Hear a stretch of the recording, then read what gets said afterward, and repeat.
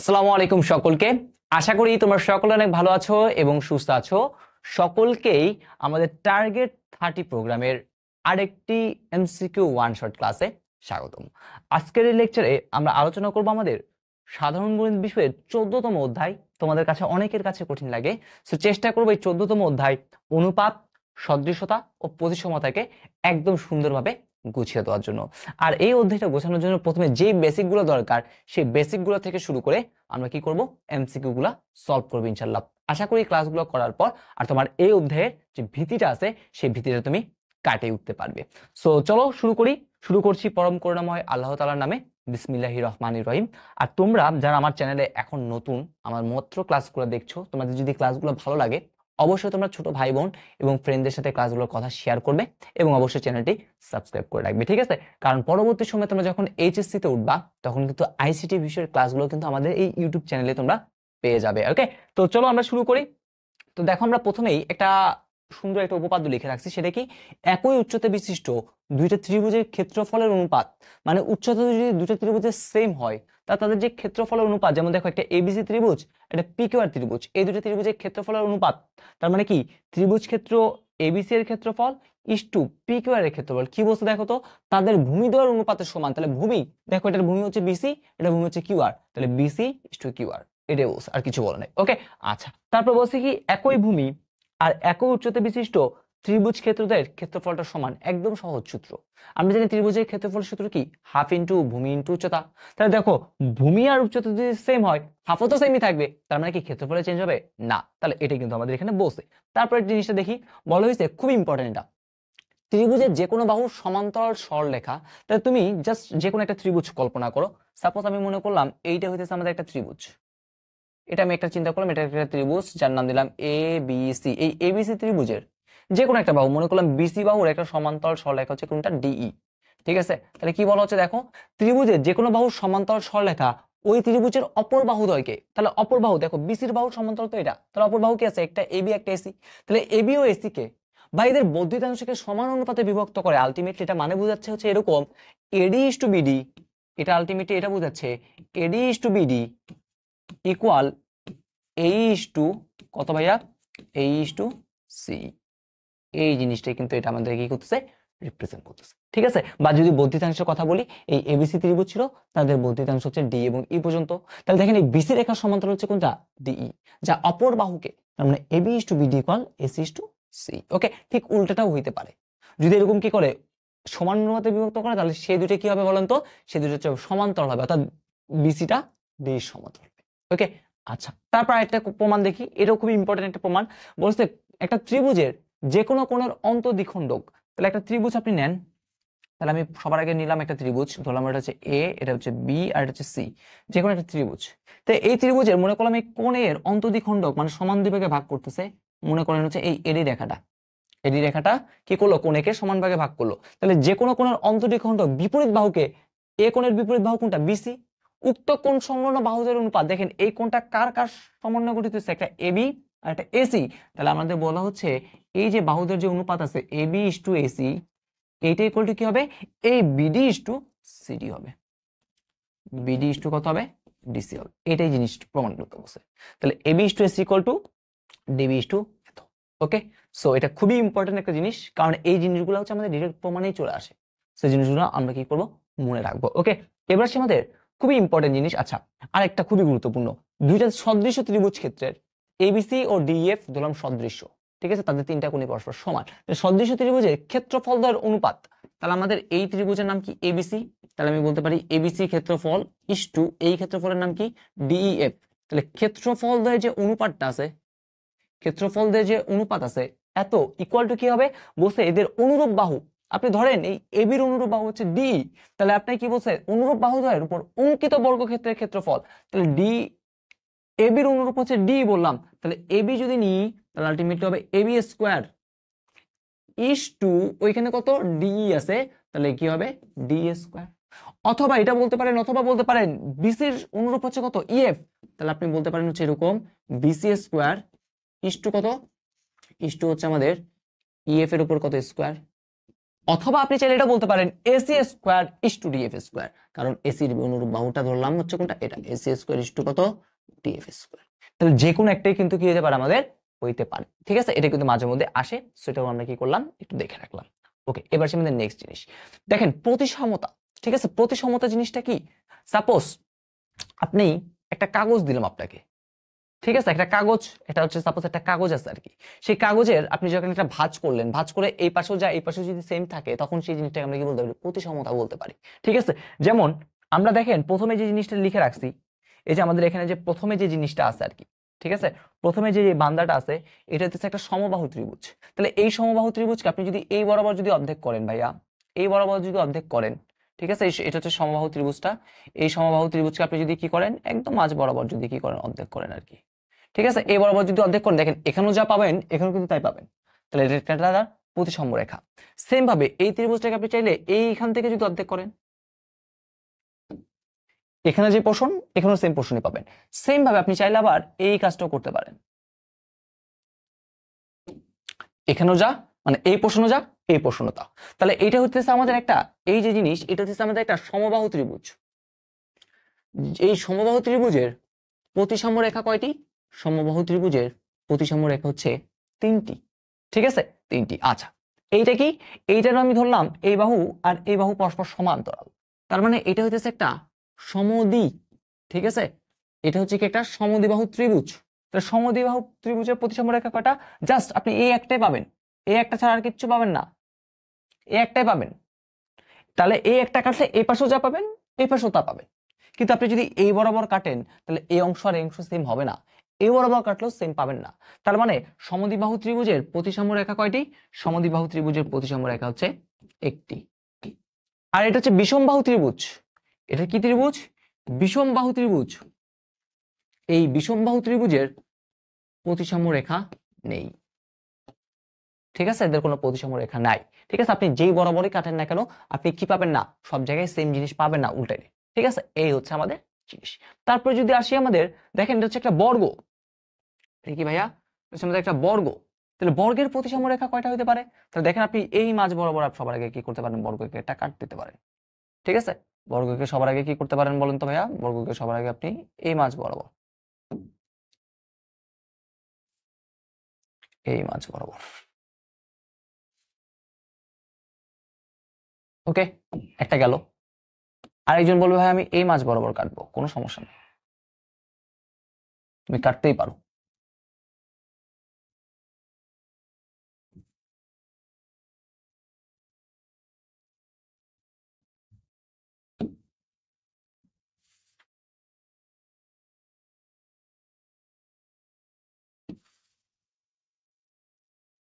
দুইটা গেল।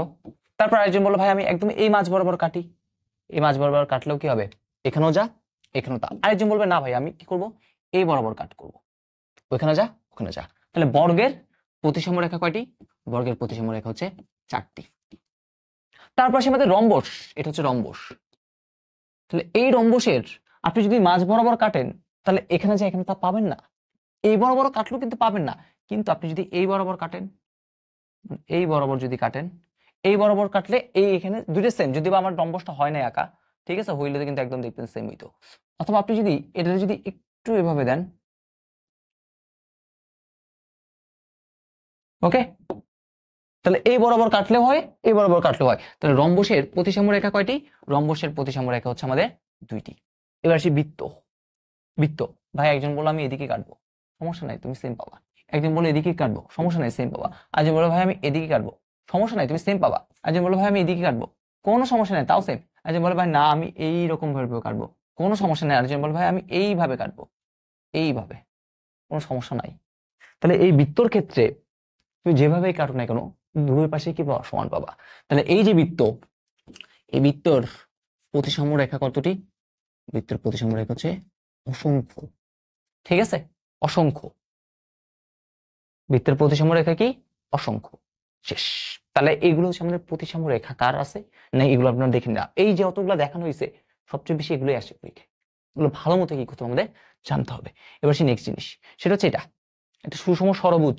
ঠিক আছে, সুষম ষড়ভুজের ক্ষেত্রে আমরা চাইলে বলতে পারি না, এই দেখেন তো ভাইয়া, এই বরাবর একটা কাট, এই বরাবর একটা কাট করতে পারি,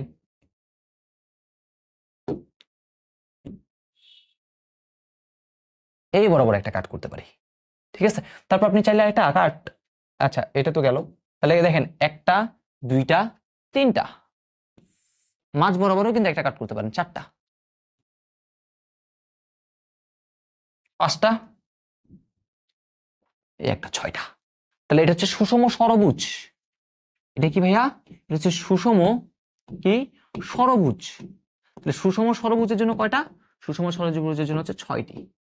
ঠিক আছে, এখানে কিন্তু এই প্রত্যেকটা জিনিসের মানে যদি সমান হয় আর কি। তো যদি সুষম হয়, সুষম ত্রিভুজ মানে সমবাহু ত্রিভুজ, সুষম মানে চতুর্ভুজ মানে কি বর্গ, তাহলে সুষমর ক্ষেত্রে যদি 5 বাহু হয় তাহলে 5টা পাবো পঞ্চভুজ হইলে, তারপর যদি ষড়ভুজ হয় তাহলে আমরা 6টা পাবো, বর্গের ক্ষেত্রে যেমন 4টা পাইছি, ত্রিভুজের ক্ষেত্রে যেমন কয়টা পাইছি, 3টা পাইছি।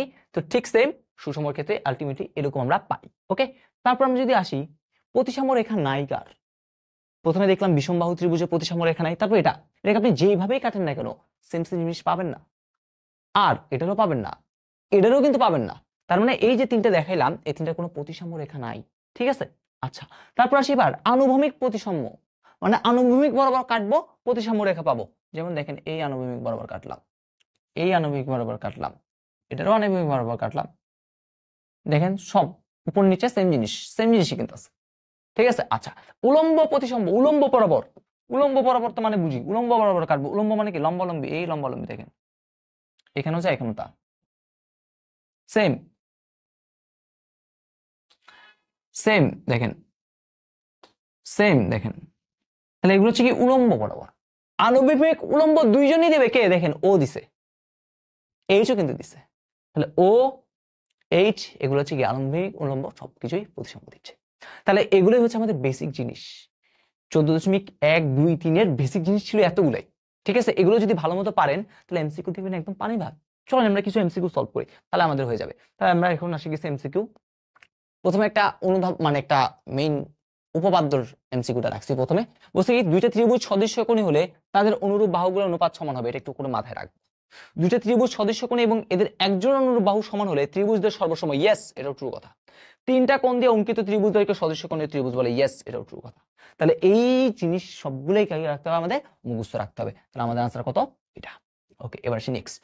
বলেছে এই একটা ত্রিভুজ দেওয়া আছে যেখানে বলছে বিসি সমান্তরাল হচ্ছে, এই বিসিটা বিডির কি হবে সমান্তরাল হবে, এবং বলছে এবির যে মানটা আছে সেটা হচ্ছে 8, বিসির মানটা যদি 6 হয় তাহলে আলটিমেটলি আমাদের এই পুরো অংশটুকু হচ্ছে 8, বিসির মানটা যদি 6 হয় আমার ডি এর মানটা কি করতে হবে বের করতে হবে। ওকে, আচ্ছা সো আমি যদি ছোট্ট একটা কথা বলি সেটা হচ্ছে আমাদের এইখানে ত্রিভুজ, আমি একটু করে লিখি, তাহলে আমাদের এখানে ত্রিভুজ এই যে এবিসিটা আছে, সরি ত্রিভুজ এবিসি ও ত্রিভুজ ডিইএফ, এটা হচ্ছে কিন্তু সদৃশ্যকোণী ও সদৃশ। কেমনে হইল? সদৃশ্যকোণী এবং সদৃশ কেমনে হইলো দেখেন আমি বলি। সদৃশ্যকোণী হওয়ার জন্য তিনটা বাহু, তিনটা কোণ, তিনটা কোণের সমান হতে হবে। দেখেন এবিসি ত্রিভুজ আর ডিইএফ ত্রিভুজ, ও সরি ডিইএফ বলে ফেলছি, এবিসি ত্রিভুজ, এবিসি ত্রিভুজ এবং এডিই ত্রিভুজ আসলে হবে। দেখেন এই এবিসি ত্রিভুজ আর এডিই ত্রিভুজে দুইটাতে কিন্তু এ কমন আছে, দুজনের ক্ষেত্রে এ আছে। আচ্ছা দেখেন এইখানে যেটা, এবার যদি খেয়াল করেন এখানে যেটা বি কোণ, এখানে যেটা ডি কোণ, এই দুটো পরস্পর সমান কারণ এগুলো অনুরূপ কোণ। সেম ভাবে এখানে যেটা ই কোণ, এখানে সেটা এফ কোণ, এটাও সমান, এগুলো কি কোণ? অনুরূপ কোণ। তাহলে দুইটা ত্রিভুজ যদি সদৃশ্য কোণে সদৃশ হয় তাহলে আমরা জানি অনুরূপ বাহুগুলোর অনুপাত সমান। তাহলে এখানে যদি এবি নিই তাহলে এখানে নিতে হবে এডি, তাহলে আমি এখান থেকে লিখতে পারি এবি বাই এডি ইকুয়াল, এখান থেকে যদি এসি নিই এখান থেকে নিতে হবে এই কে, তাহলে এসি বাই এই ইকুয়াল, এখান থেকে যদি ডি নিই এখানে নিতে হবে বিসি কে, তাহলে বিসি ডিভাইডেড বাই হচ্ছে কত? ডিই। তাহলে এখন আপনি দেখেন আমাদের কি কি দেওয়া আছে, এবি দেওয়া আছে, এডির মানটা কি দেওয়া আছে? এডির মানটা দেওয়া নাই, তাহলে আলটিমেটলি এখান থেকে এডি বের করব, বি বের করব। ঠিক আছে, আচ্ছা তাহলে একটা একটা করে আসি, মানে আসলে কি কি দেওয়া আছে সেখান থেকে আসি। তাহলে দেখেন এখান থেকে আমরা বিসি দেওয়া আছে, আবার এডি দেওয়া আছে, ওকে এডি দেওয়া আছে, তাহলে এডি ডিভাইডেড, সরি এখানে এবি বাই এডি, ওকে তারপর এখানে হচ্ছে এসি বাই এই বললাম, আর এখান থেকে বিসি বাই ডিই বললাম। ঠিক আছে, আচ্ছা। সো এখন যদি আমরা একটু করে খেয়াল করি, আমাদের কার কার মান দেওয়া আছে, এবির মানটা দেওয়া আছে, এখান থেকে আবার বিসির মানটা দেওয়া আছে, এবি এবং বিসির মানটা দেওয়া আছে। আমি ডি এর মানটা জানি না, তাহলে ডি এর মানটা কি করব, সবার আগে আমাদের কাজ হচ্ছে কি, ডি এর মানটা কি করতে হবে, বের করতে হবে।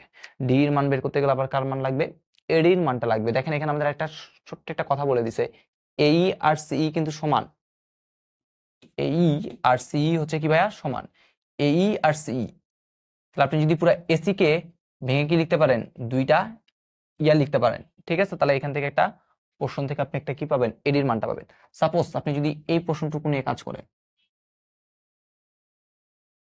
এই পোর্শনটুকু যদি নিয়ে কাজ করি, তাহলে দেখেন AB by AD equal AC. AC কে আপনি চাইলে লিখতে পারেন 2 এই লিখতে পারেন, বা 2 সিই, যেটা ইচ্ছা সেটা লিখতে পারেন। আমি 2 এই লিখলাম, কারণ আমাদের নিচে কি আছে, আবার এই আছে, নিচে আছে কত, এই। তো এই যদি চলে যায় তাহলে কি থাকে, 2 থাকে। তাহলে AB by AD equal to হচ্ছে কত, 2/1 আর কি। তাহলে আলটিমেটলি আপনি যদি জাস্ট এডি যদি বের করতে চান, তাহলে এডি ইকুয়াল টু কি দাঁড়াবে, 2টাকে এদিকে নিয়ে আসেন, তাহলে এবি কে 2 দ্বারা ভাগ, এবি মানে হচ্ছে 8, 2 দ্বারা যদি ভাগ করি তাহলে কত হবে, 4। ঠিক আছে না, এবি ডির মান 4, ওকে ডান। এবার সে আমরা ডি এর মানটা বের করব। তাহলে আপনি এখন এবি এডি জানেন, বিসিও জানেন, ডি বের করতে পারবেন না, অবশ্যই পারবেন। তাহলে এখন এবার যদি আমরা আসি, তাহলে AB by AD equal BC by DE. তাহলে আসি, এবির মানটা কত, 8, এডি হচ্ছে 4 ইকুয়াল বিসি। বিসি মানে কি ভাইয়া, বিসি মানে হচ্ছে আমাদের 6, আমাদের দরকার ডিই কত।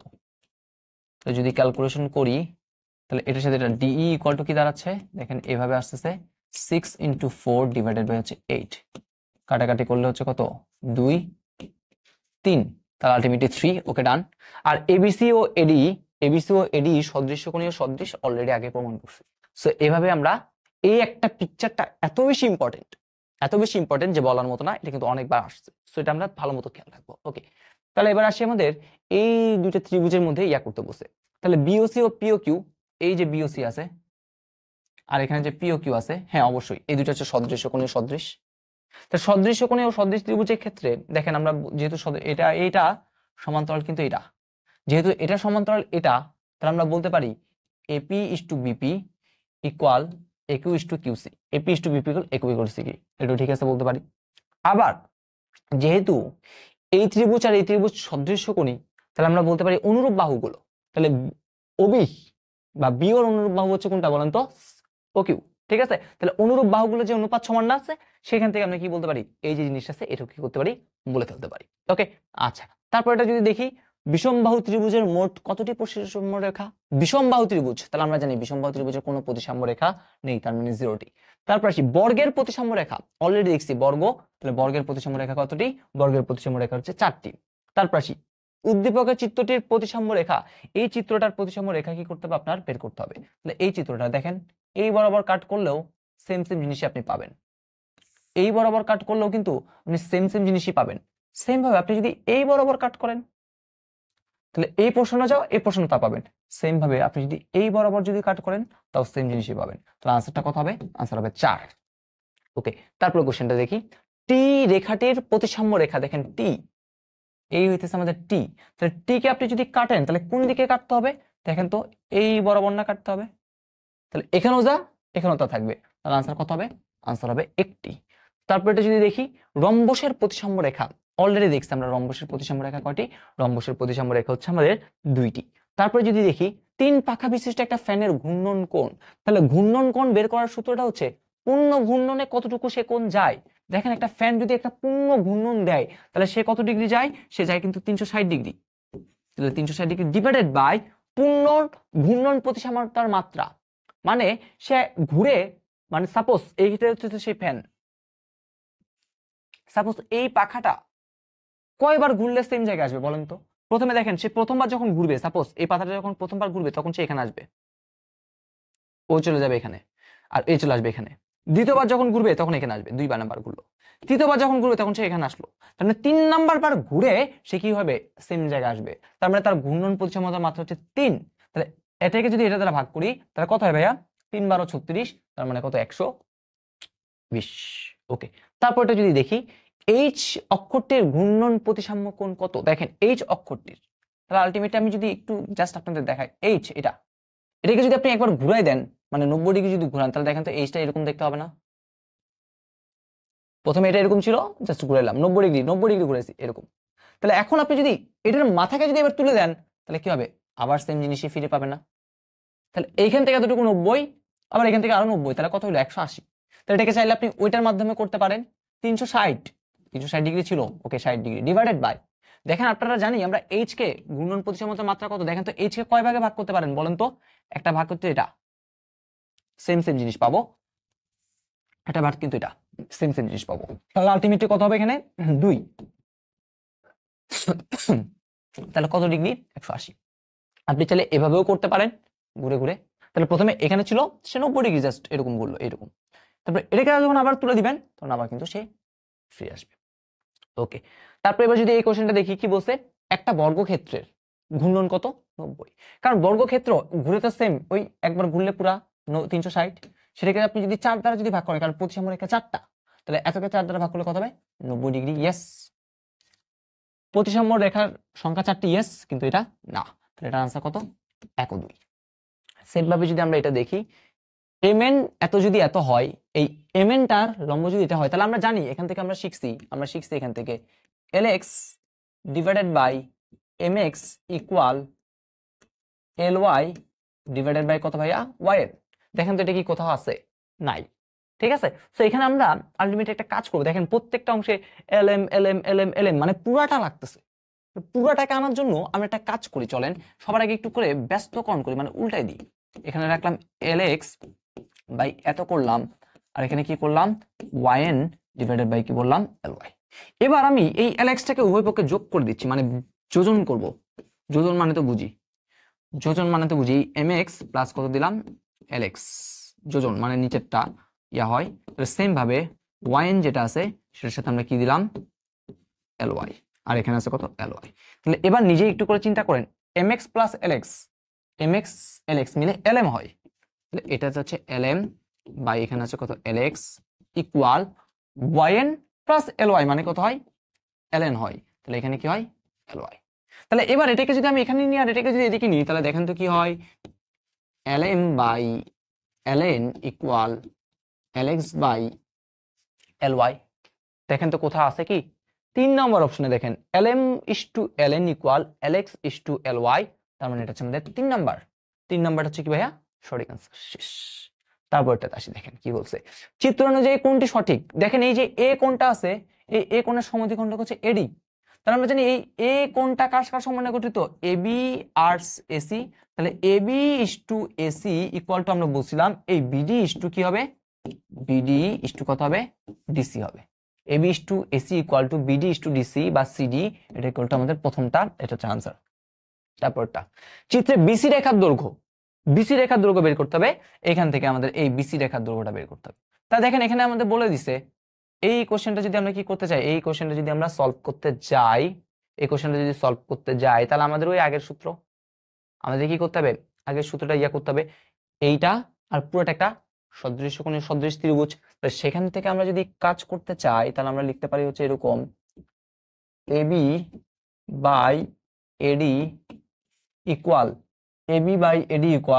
এসি বাই এই, লিখতে পারি এসি বাই এই equal BD by AB, AC নিলাম, আচ্ছা তাহলে এখানে বড়টা নিতে হবে, বিসি ডিভাইডেড বাই কত, ডিই।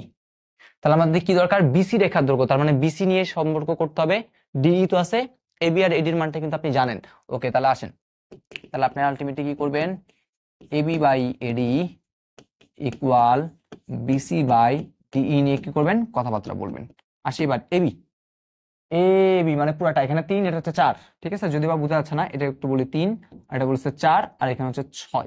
ওকে, তাহলে এবির মানটা হচ্ছে কত, 3 আর 4, 4 আর 3 কত 7, এডি মানে হচ্ছে 4 equal BC, BC BC BC মানে আমি জানি না, বিসির মানটা বের করবো, আর ডি এর মানটা হচ্ছে কত 6। তাহলে আপনি যদি দেখেন তাহলে আমাদের আলটিমেটলি বিসি ইকুয়াল টু কি দাঁড়াচ্ছে, এটার সাথে এটা গুণ, তাহলে 7 × 6 ডিভাইডেড বাই 4, 6 7 42, 42কে যদি আমরা 4 দ্বারা যদি ভাগ করি তাহলে কত হবে 10 পয়েন্ট সম্ভবত 5। ঠিক আছে, 10.5 আছে কি কোথাও? আচ্ছা ওকে আছে, তাহলে এটা হচ্ছে আনসার। ওকে না, তারপর এটা যদি দেখি বলছে এত ইস্টু এত যদি হয় তাহলে এবি ও এত এ ত্রিভুজে, তাহলে একটা দুইটা ত্রিভুজ রাখেন, একটা হচ্ছে এবিসি,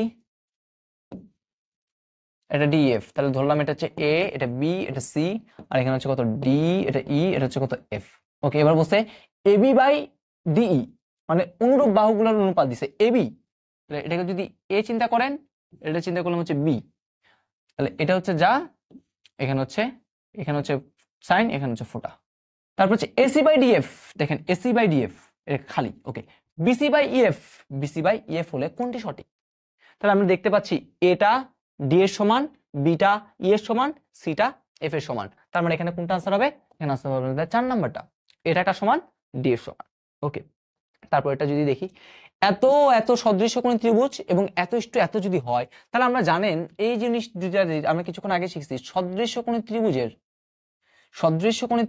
এই যে দুইটা ত্রিভুজ আছে, এই সদৃশ্যকোণী যে ত্রিভুজ আছে এত এবং এত, এই যে সদৃশ্যকোণী দুইটা ত্রিভুজের ক্ষেত্রফল দ্বয়ের অনুপাত, এই যে দুইটার ক্ষেত্রফল দ্বয়ের অনুপাত আছে সদৃশ্যকোণী ত্রিভুজের, আমরা জানি ক্ষেত্রফল দ্বয়ের অনুপাত তাদের কার সমান বলেন তো? যে কোনো যে অনুরূপ যে বাহু আছে তাদের অনুপাতের। তাহলে এবি ইস টু ডি, তাহলে আলটিমেটলি এটা হওয়ার কথা ছিল এরকম, এবি স্কোয়ার ইস টু কত ভাইয়া, ডি এর উপর কত স্কোয়ার। তাহলে এবি যদি স্কোয়ার করি তাহলে 4 ইস টু ডি এর উপর স্কোয়ার করলে কত ভাই 9, কিন্তু আমার তো বলছে আগে ডিএফ কে নিতে, তাহলে ডিএফ যদি আগে আসে তাহলে কত ভাই আসবে 9, তারপর আসবে কত 4, তাহলে 9 4 কোথায়? এটা দেখেন আমাদের কিন্তু সূত্র অনুসারে কিন্তু এটা হওয়ার কথা, কিন্তু আমাদের প্রশ্নে বলে দিছে কোনটা, এটা লাগবে আগে। তাহলে প্রশ্নে বলার কারণে আমাদের কি হবে, এটা হয়ে যাবে আনসারটা। ঠিক আছে, এটা কিন্তু আমি উল্টাটা বের করছি, মানে আমাদের এই অনুসারে বের করছি, বাট আমাদের এই অনুসারে বলে নাই, আরেকটা অনুসারে বলছে। ওকে, আসি তারপরে কোশ্চেনটা, সুষম ষড়ভুজের কয়টা প্রতিসাম্য রেখা? ষড়ভুজের জন্য তো অবশ্যই 6টাই থাকবে। ওকে ডান। তারপর এটা দেখি সমদ্বিবাহু, সমদ্বিবাহু হইলে আমরা দেখছিলাম একটা, তো আপনাদের বইতে যেগুলো আসছে, বিভিন্ন বোর্ডে যেগুলো আসছে সেগুলো ভাই সবার আগে এখানে লিখে রাখছি, ঠিক আছে, যাতে আপনাদের প্রবলেম না হয় আর কি, যাতে আপনারা একসাথে রিভাইজ দিতে পারেন। একটা বর্গের কয়টা প্রতিসাম্য রেখা আছে দেখছেন? কতবার আসছে জিনিসটা? 4টি প্রতিসাম্য রেখা আছে। তারপর হচ্ছে বর্গের কত মাত্রা ঘূর্ণন প্রতিসাম্য রেখা আছে? অবশ্যই এটাও 4। তারপরে যদি দেখি বৃত্তের প্রতিসাম্য রেখা কয়টি, দেখছেন কতবার কোশ্চেনটা আসছে, সেম সেম কোশ্চেন রিপিট হয় অসংখ্য। তারপর বলছে রম্বসের প্রতিসাম্য রেখা কয়টি, অলরেডি আমরা জানি রম্বসের প্রতিসাম্য রেখা হচ্ছে 2টি। তারপরে যদি দেখি পাখার অর্ধ ঘূর্ণন, তাহলে পাখাটা যদি অর্ধেক ঘুরে, ঠিক আছে, একটা পাখা যদি অর্ধেক ঘুরে, তাহলে অর্ধেক ঘুরানোর জন্য 360 ডিভাইডেড বাই হচ্ছে কত 2 অর্ধ ঘূর্ণনের জন্য, তাহলে আলটিমেটলি কত হবে? আলটিমেটলি হবে 180। 4 পাখা বিশিষ্ট একটা সিলিং ফ্যানের প্রতি ঘূর্ণনতা, তাহলে 4 পাখা, তাহলে 360, 4টা পাখা যেহেতু, তাহলে প্রতি ইয়া হবে কত 4, তাহলে কত হবে? আলটিমেটলি 4 হবে আর কি, আর এখানে কত হবে? আলটিমেটলি হবে 90। ওকে, তারপরে যদি দেখি এই চক্রটির ঘূর্ণন কোণ, অলরেডি দেখছি এই চক্রটির ঘূর্ণন কত 180, 180 ডিগ্রি ঘুরলেই সে আবার সেম পজিশনে চলে আসে। জেড অক্ষটির ঘূর্ণন প্রতিসাম্যতার মাত্রা, জেড অক্ষটি এই যে জেড, দেখেন আপনি চাইলে এই বরাবর কিন্তু কাট করলে সেম জিনিসটা পাবেন, এই বরাবর যদি কাট করেন সেম জিনিসটাই পাবেন, তাহলে এটা আনসার কত 2। তারপর যদি দেখি 8 এর ঘূর্ণন কোণ 8, দেখেন এই হচ্ছে 8, তাহলে ও যদি এরকম হয়, আবার ওরা যদি মাথা তুলে দিই সেম জিনিসই পাবো না। এই দেখেন 90 90 কত হইলো 180। ঠিক আছে, আপনি যদি এমনি চিন্তা করেন, এই দেখেন এই বরাবর যদি একটা কাট দিই সেম জিনিস পাবো, এই বরাবর একটা কাট দিলে সেম জিনিস, তাহলে এই 360 কে আপনি 2 দ্বারা ভাগ করেন তাও 180 পাবেন। ওকে, এইটা ঘূর্ণন মাত্রা 5, ঘূর্ণন মাত্রা 5 না, আসলে এটা হবে ঘূর্ণন মাত্রা কত হবে 6 হবে, 1 2 3 4 5 6 সুষম ষড়ভুজ তাই 6, ঘূর্ণন কোণ এত, ঘূর্ণন কোণ এত 9। ওকে, সো মোটামুটি আমরা আমাদের যে লেকচারটা আছে সেই লেকচারটা কি করলাম, শেষ করলাম আর কি। ঠিক আছে, যদি আমরা তাও কয়েকটা যদি আপনাদের আরেকটা দেখাই, যেমন এমটা যদি ঘুরে, এই এমটা যদি একবার ঘুরে, তাহলে দেখেন তো এটা কি হয়, এই এম যদি এরকম হয় পরে, এই এমটা যখন আরেকবার ঘুরবে, এটা যখন আবার ঘুরবে, দেন কিন্তু কি হবে, সেম পজিশন আসবে। 1 মানে 90, 180, 270, 360। ঠিক আছে, এটা হচ্ছে কি 360। তাহলে আপনি যদি এমনি চিন্তা করেন 360 ডিভাইডেড এটার প্রতিসম রেখা কিন্তু একটাই, দেখেন এই বরাবরই কিন্তু আপনি কাটতে পারবেন, তাহলে তাহলে 1, তাহলে আলটিমেটলি কত হবে 360 হবে। ঠিক আছে, এই এমটা মাঝে মধ্যে দেয়, সেটা একটু করে বললাম। আবার যদি এস এর কথা যদি বলি, তাহলে এস এটা যখন এদিকে আসবে, এটা যখন আবার উঠবে, দেখেন ঠিক আছে, তার মানে কত 120। তাহলে আলটিমেটলি আপনি দেখেন এটা এইখানে একটা ভাগ করতে পারেন, এখানেও কিন্তু একটা ভাগ করতে পারেন, করলে কত হবে 180। সো এইগুলো হচ্ছে আলটিমেটলি ঘূর্ণন প্রতিসমতা বা ঘূর্ণন প্রতিসমতার মাত্রা, ঠিক আছে, বা কত ডিগ্রি কোণ উৎপন্ন করে এই সকল জিনিস। তো আমি চেষ্টা করছি খুবই কম্প্যাক্ট ওয়েতে আপনাদের যে 14তম যে অধ্যায়টা আছে, আপনার যে ভীতি যে অধ্যায়টা নিয়ে, সেই অধ্যায়টা কি করার জন্য, কমপ্লিট করার জন্য। প্রায় আমরা এখানে দেখবেন হচ্ছে আমরা 30+ এমসিকিউ কিন্তু করছি। এই সেম সেম জিনিস দেখবেন রিপিট হচ্ছে অনেকগুলো এমসিকিউ, আপনারা এগুলো পারবেন আশা করি আমি। ঠিক আছে, সো আশা রাখি এই ক্লাসটা আপনাদের জন্য অনেক বেশি হেল্পফুল হবে এবং এই ক্লাসটা থেকে আপনারা বোর্ড পরীক্ষাগুলোতে ইনশাল্লাহ কোনো না কোনো এমসিকিউ কি পাবেন, কম পাবেন। সো আজকের ক্লাসটা এতটুকু পর্যন্তই। ক্লাসটা ভালো লাগলে অবশ্যই কমেন্ট সেকশন জানিয়ে দিবেন এবং আপনার যে ফ্রেন্ড সার্কেল এবং যে ছোট ভাই বোন রয়েছে তাদেরকেও কিন্তু ক্লাসগুলোর কথা জানিয়ে দিবেন। আসসালামু আলাইকুম।